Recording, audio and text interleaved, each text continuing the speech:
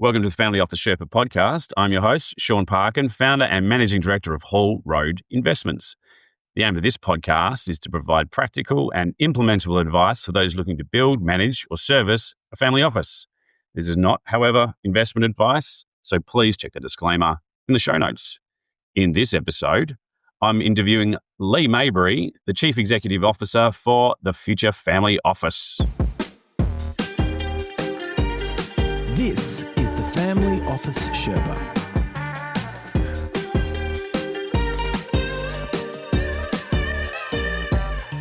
So Lee, thank you so much for joining me today. Thanks, Shaun. Thanks for having me. So can you give us maybe a little bit of a overview of the structure that you've got over there at the Future Family Office, maybe in terms of, how involved with the family, how, what's, to a certain degree, what's your role, and maybe some of the underlying structures you've got there? Yeah, so our role is pretty broad.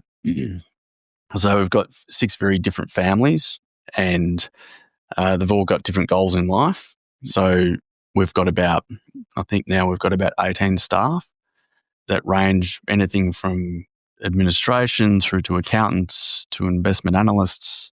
We've got a staff member that's more of a relationship manager. Her background is in hospitality, but is a key member of the staff here and really helpful from a family office point of view. So we're pretty broad in the way that we're structured.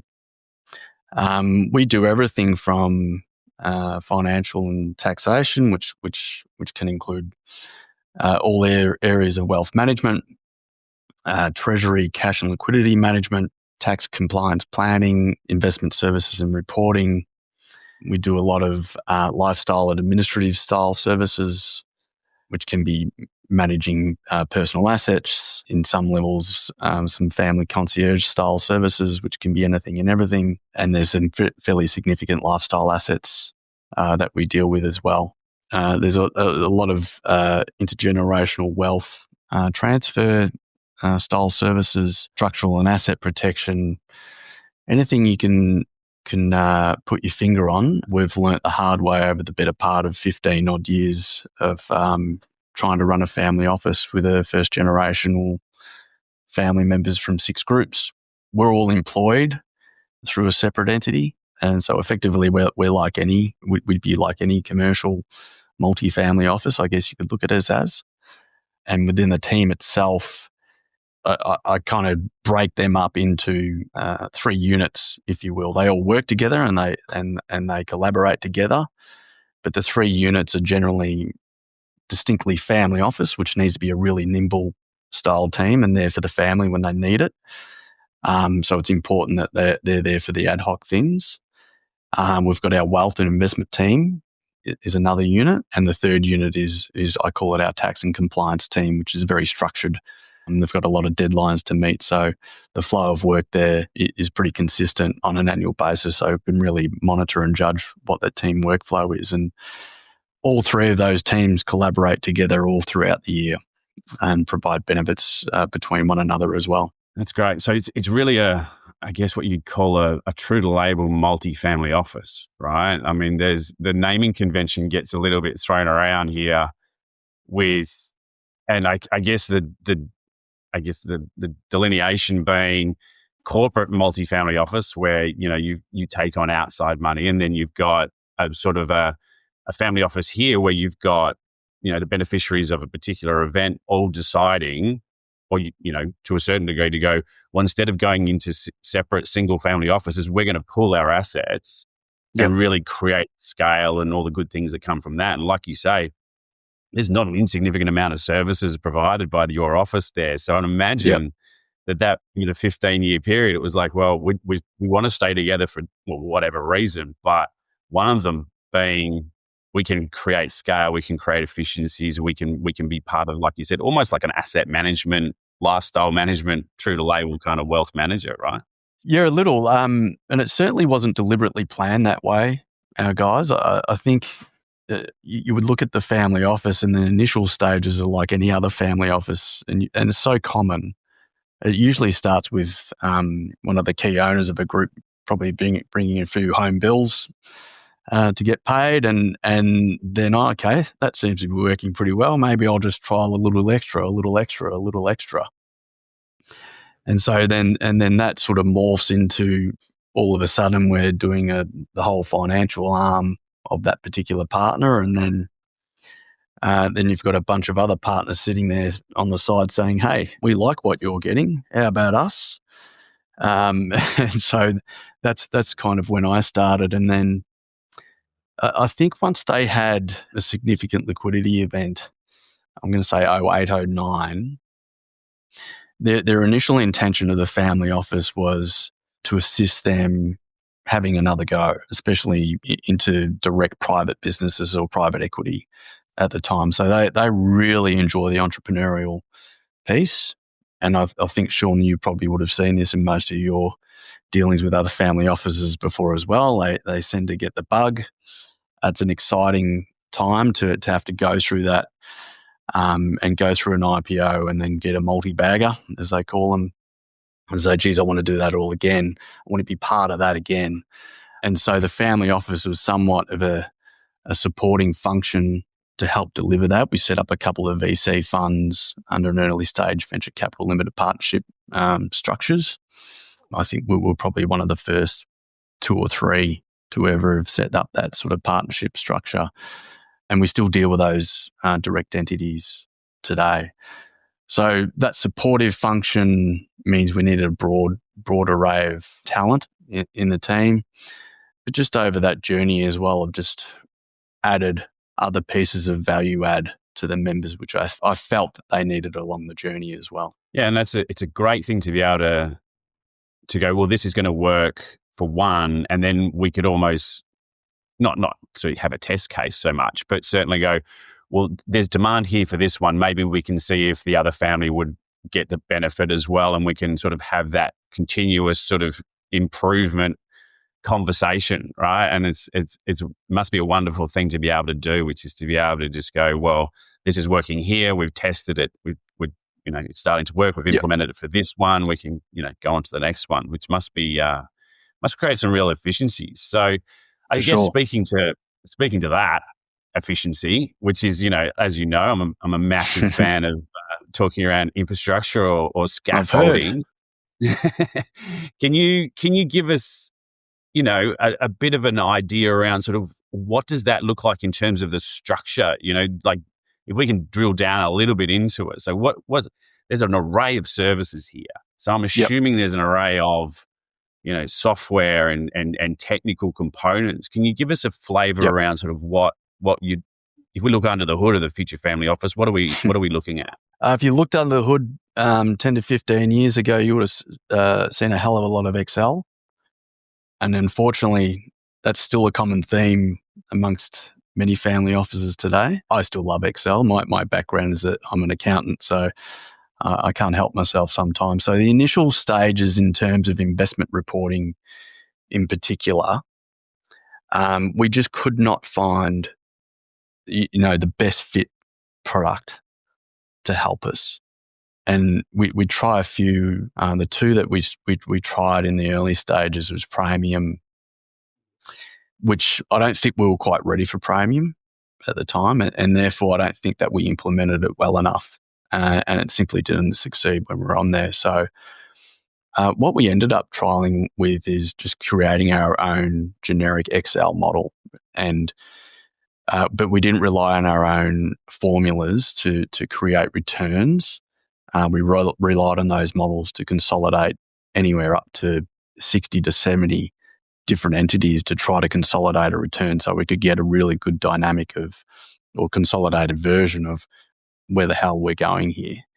So what we used was a program called ShareSite, and I think a few other of your family offices use that. And it's a really handy product. It's got really good broker feeds, especially for listed. And I think it's a 24 to T1 update, Shaun.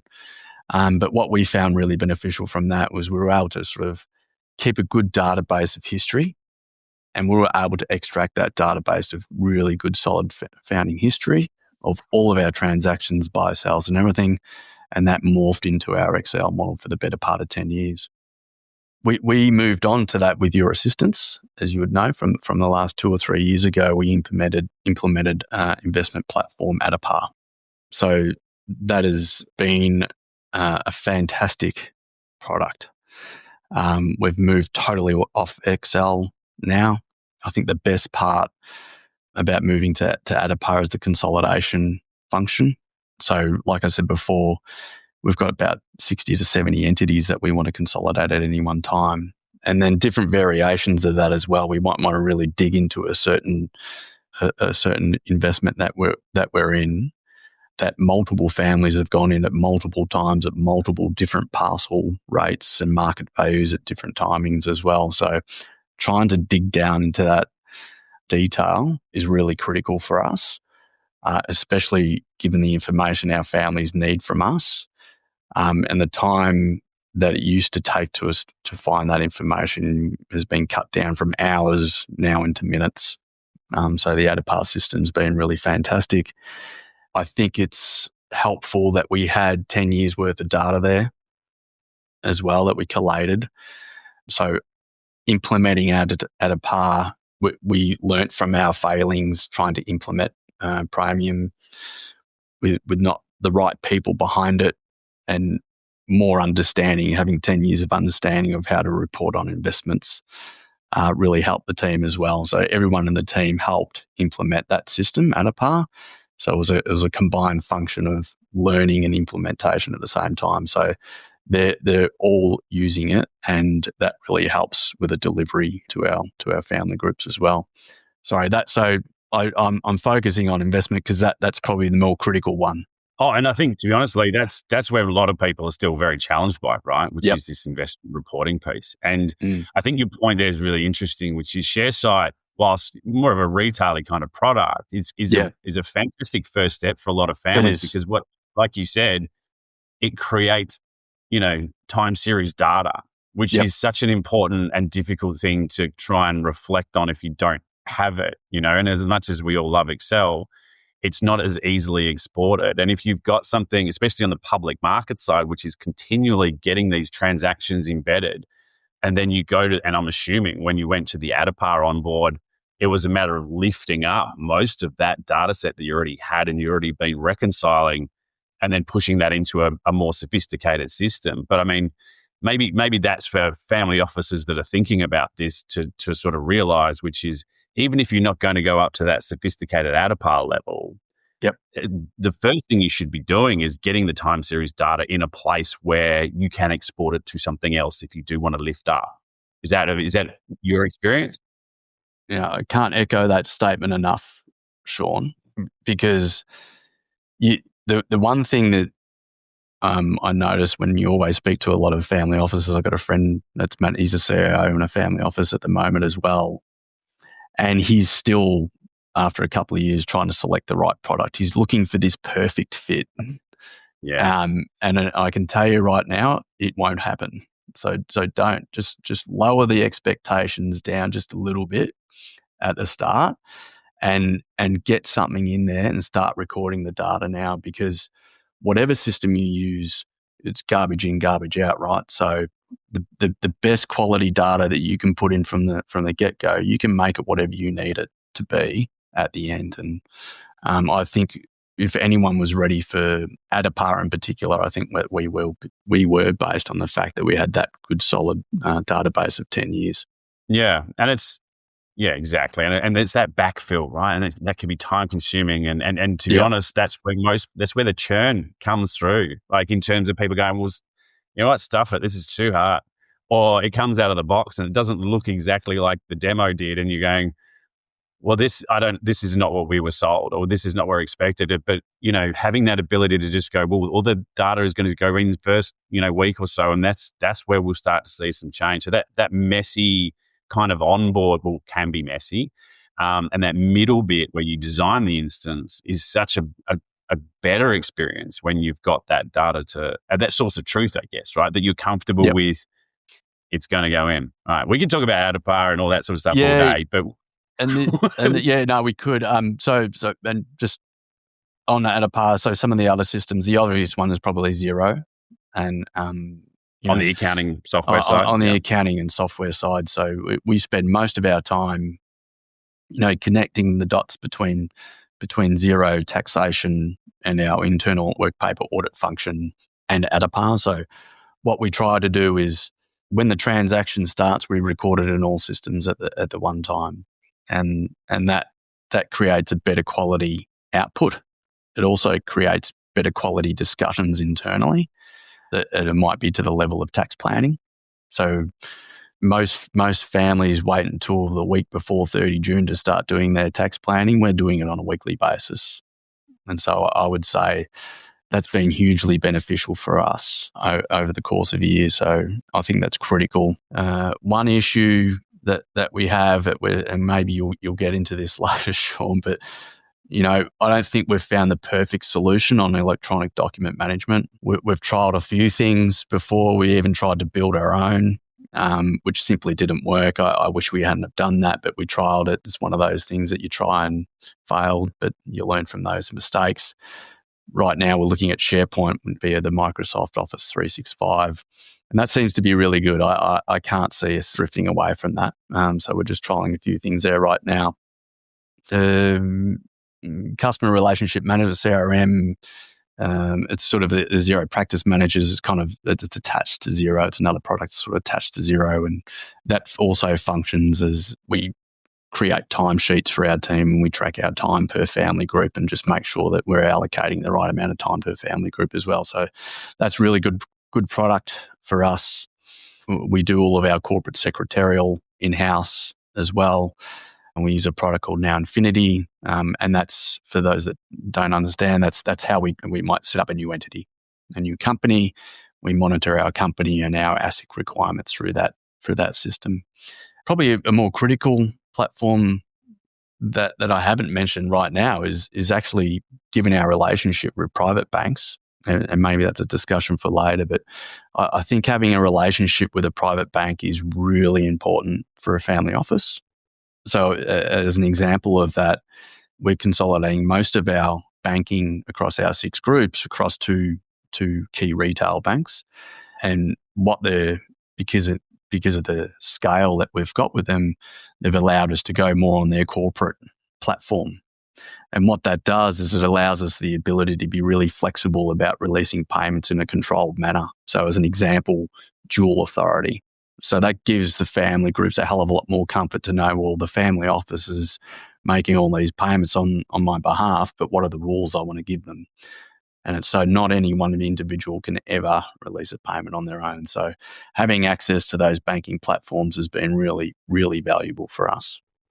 I don't know, AI, the big buzz word or motto these days.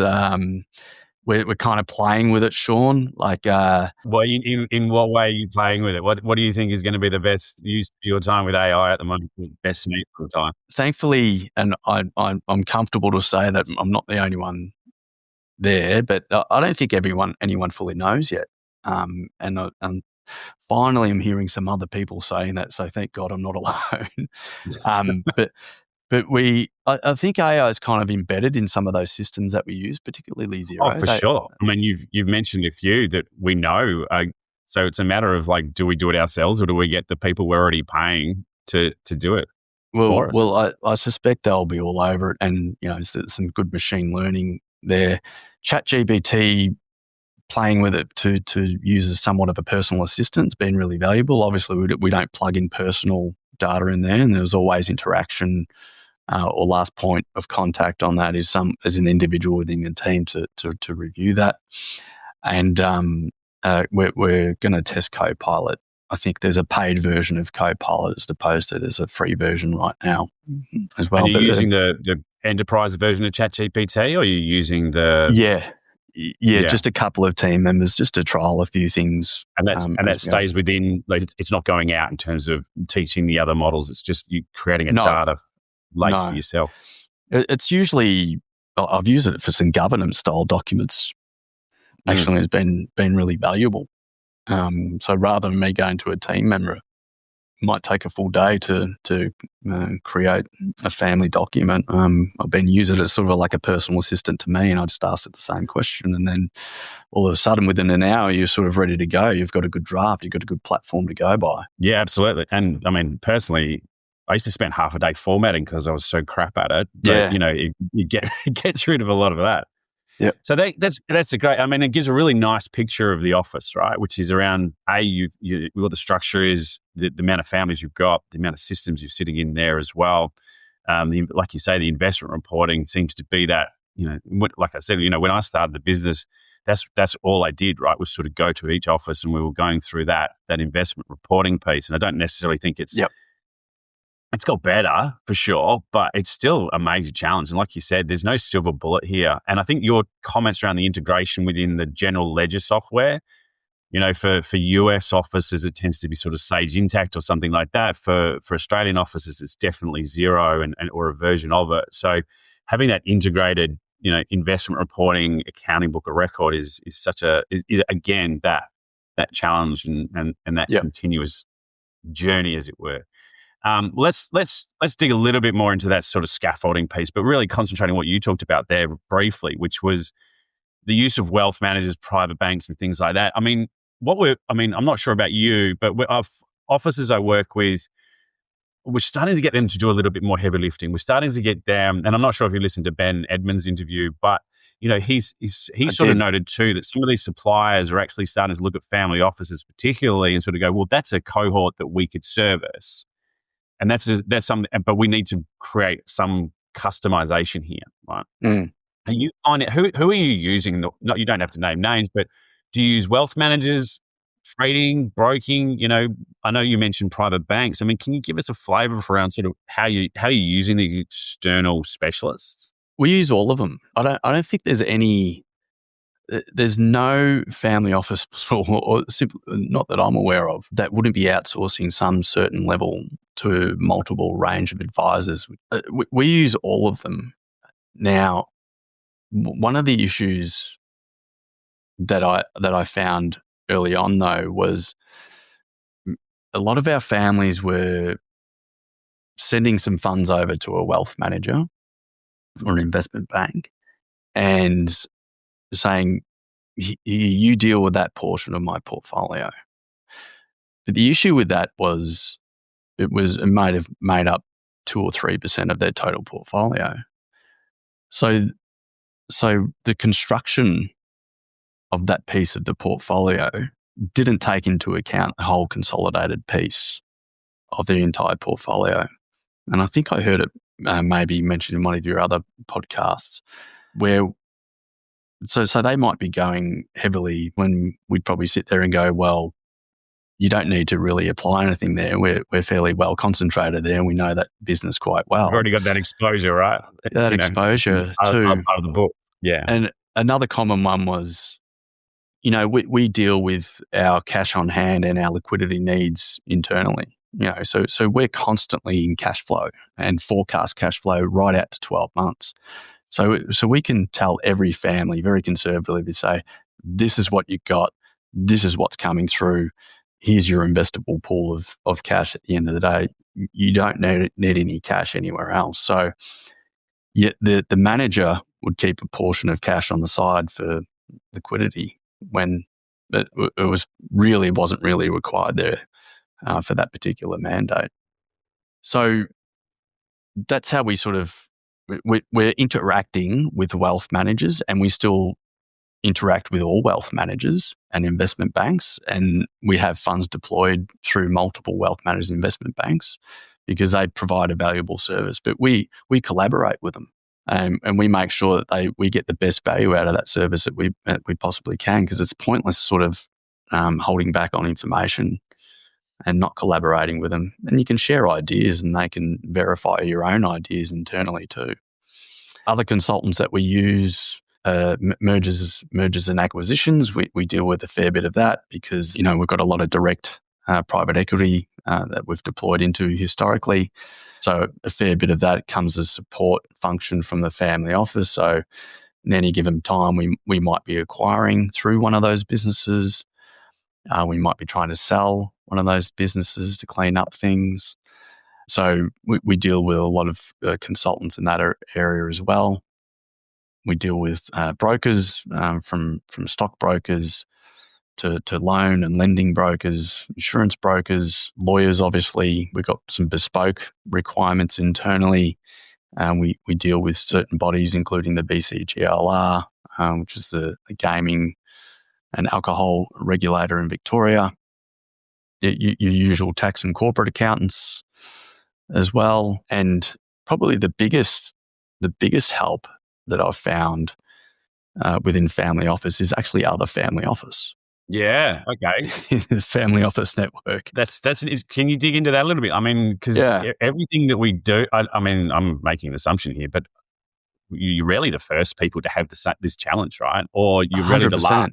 You're not alone. You're absolutely not alone. And so I did hear the Ben Edmonds comment. I think he was the CFO, wasn't he, Shaun? Yes. At the Alberts. He made mention of something that really stuck in my mind, that all family offices are really happy to share confidentially information between one another to help one another because they're not competing. And so I just think that was a really relevant point. And so the best ideas, the best information you can get is to join those family office networks. And, you're one of them for me, Shaun, in particular. I really, we bounce ideas and networks off each other quite often. I think I can mention here, but we're also part of the Private Wealth Network, which was PWM. We've been with them for the better part of 15 years, and they've been really fantastic. And they really, whenever we get new people through or we need to educate in certain ways, there is always someone through that network I can sort of reach out to bounce things off as well. So if not anything, it's a psychological help to know that you're not alone with some of the issues that you deal with within a family office on a day-to-day basis. Well, that's great. I mean, and look, like you said, family offices are unique structures.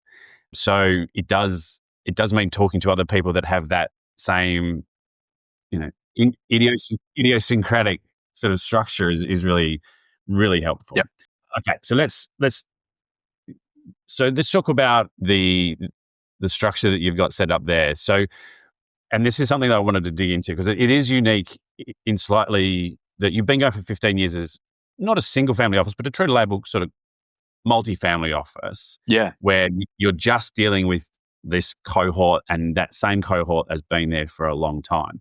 Yep. Now, you've recently opened up the office to external families. Yep. Which is, a big decision, I'm sure, and it was, well discussed, I'm sure as well. Can you give us a flavour for what that means in terms of services to externals, just so people can get an idea? But also, can you go through the reason why that decision was made? I'm really interested to sort of see how that dynamic worked. Well, much of it's centred around, what we've discussed already during this podcast, Shaun. You don't know what you don't know when you first jump into a family office.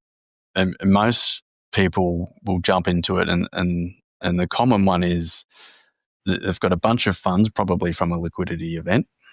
And, okay, I'm going to start my own family office. And from the get-go, things start to get a little bit ugly. And all of a sudden, if you keep doing that for 5 years, you've got a whole heap of backlog of data or management and investments in particular that you're trying to run without having thought about how you wanted the family office structured properly at the start.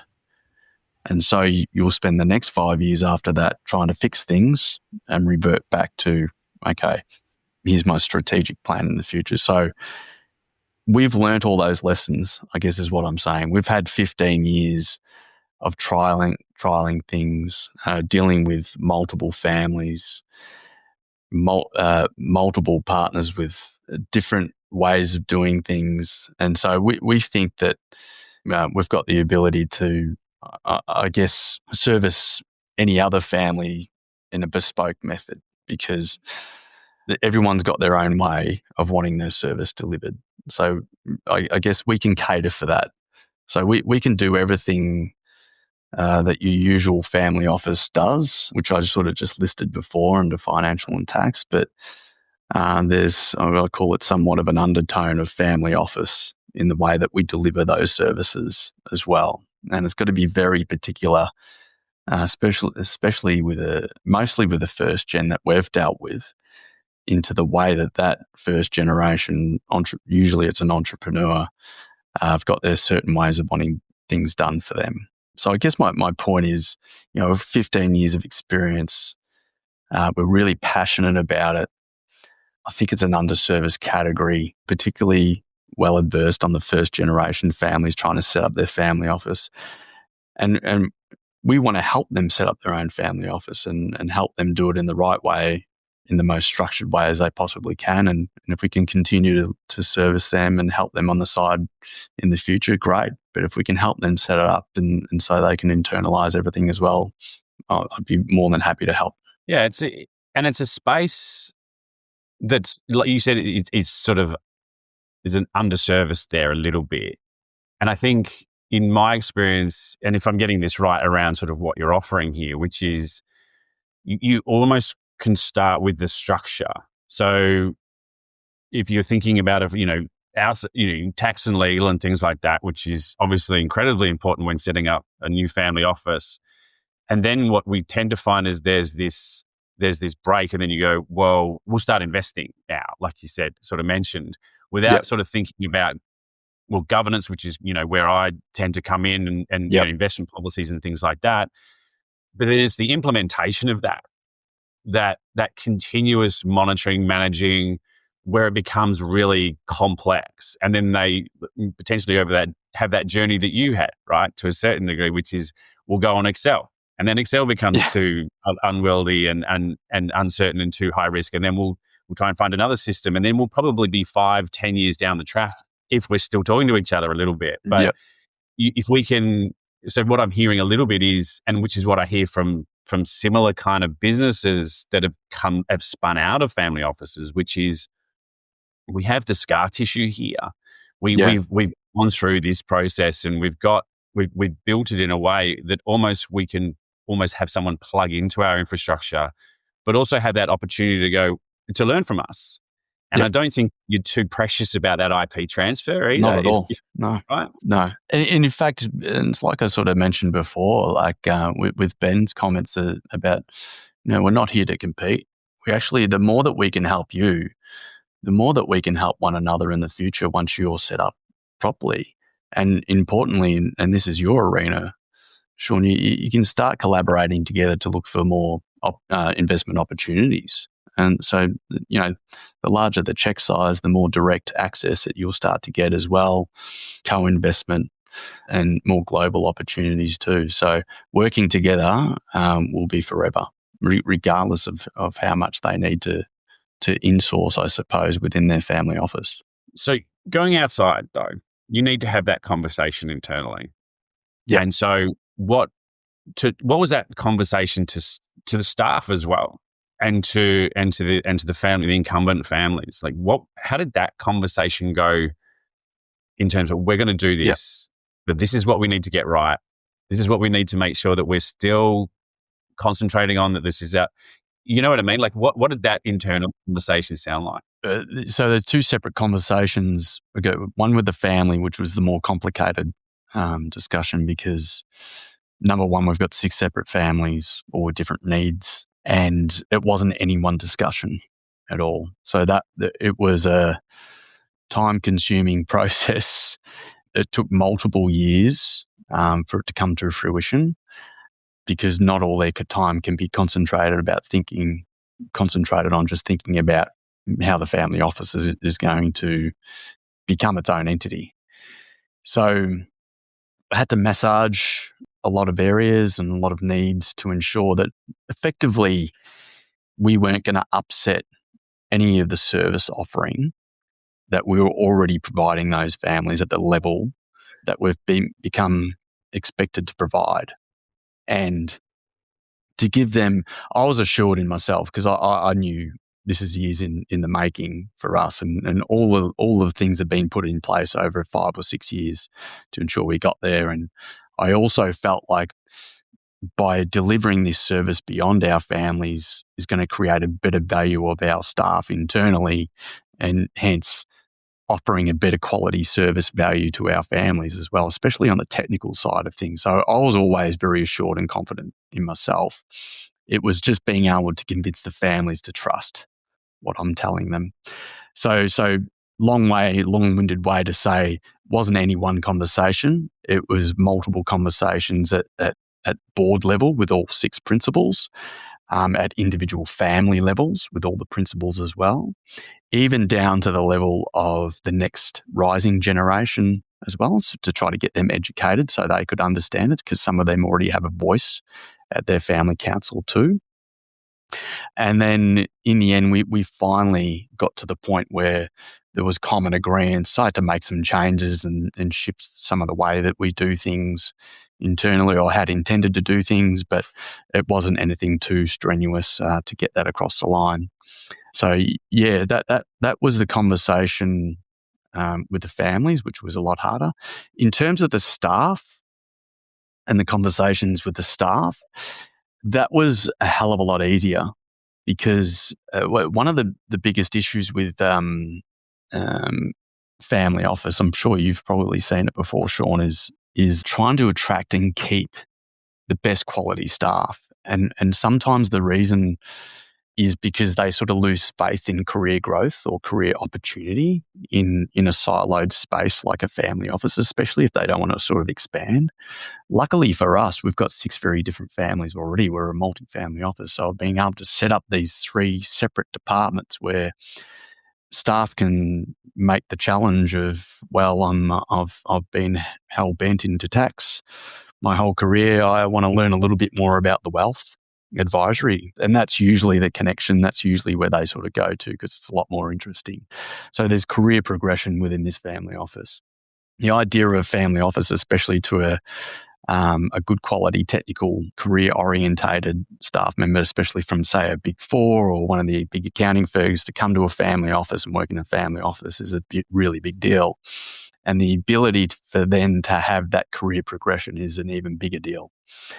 So our ability to attract and then keep those staff made that progression a lot easier, or that discussion a lot easier with them. They were all for it, really. I mean, there was a few complicated areas, but I guess that was just structural and a couple of human resource types of issues in the contractual arrangements, but nothing sinister. And the other part was, when you're embedded within the business, which a lot of family offices are, you kind of lose a bit of an identity, I suppose. And from our perspective, the staff really felt like making this transition, we're our own entity now. We've got our own identity. I've got something to work for here. So it was really motivating for them from that point of view as well. So that conversation was a hell of a lot easier and pretty streamlined in the end. Yeah, I mean, you touch on sort of the potential, maybe not conflicts, but certainly the more sensitive areas, right? Which is to make sure that the services remain for the incumbent families and you retain that family office orientation. But it's a point well made around the career progression, especially if you're looking for people that are motivated as well, right? Like you said, you can move within different silos and things like that. So if I was, if I was in that position, at that part of my career, I think that I'd probably be over the moon with that sort of conversation, right? Well, you thought you could only do this, and now you can do this, this, and this, and get exposure here. I think that would be what a lot of people are looking for, right? I think so. And when you think about the type of sophistication around the employees that you're going to hire within a family office, they've gone through hell and back in terms of their education. Right. It's not just university. There's usually a follow-on course, like whether it be a chartered accountant or a CPA or a financial advisor, CFA. And so their natural mindset is always, what's the next stage of my career here? And so you've got to be able to provide that for them, because there's a lot of competition externally to family office that might gobble them up Yeah, no, it's a good point. Well, I'm excited for you. I mean, like I said, Thanks. it's an area I think that is potentially underserved in the Australian market in particular. I think if we look at offshore markets like the United States and Europe and parts of Asia, there's definitely this burgeoning what you call a corporate multifamily office, and a lot of them are spun out of those single family office or in the case of your office, which is we've already got history of managing multiple families, multiple stakeholders, multiple investment policies, all these kinds of things. So it seems like a natural progression for you guys. So congratulations. I'm looking forward to seeing how that all goes. Part Thanks. of these interviews is the last question, which is there a charity that either yourself or the family office supports that you'd like to give a bit of a shout out to? Yeah, I attended a charity this year, an event, and it was hosted by a fund called the Gruppetto Fund, and that's a cycling term, but it's Gruppetto, Gruppetto. If you go to their website, you'll find them at gruppetto.com.au. And basically, that fund seeks to help young people by funding other community organisations for young disadvantaged people, especially in Victoria.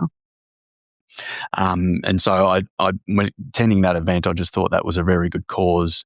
So if you ever get the chance to go to that website and figure out how to get involved and how to donate, that's gruppetto.com.au. It's GRUPPETTO. Wonderful.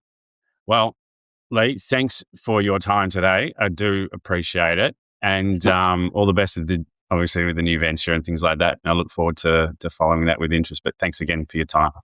No problem, Shaun. Thanks for having me. And thanks everyone for listening. If you are interested in more information around the Family Office Sherpa, go to thefamilyofficesherpa.com where you'll find videos, the newsletter, and other interesting things, I guess. If you're looking for me, you can find me on LinkedIn. I'm just under my name. I'm pretty active there. If you want to email me around anything that you've had the conversation around today, it's Shaun, SHAUN, @hallroad.com.au. If you're interested in getting more alert from this podcast, just ding the little bell. Otherwise, until next time, thanks for listening.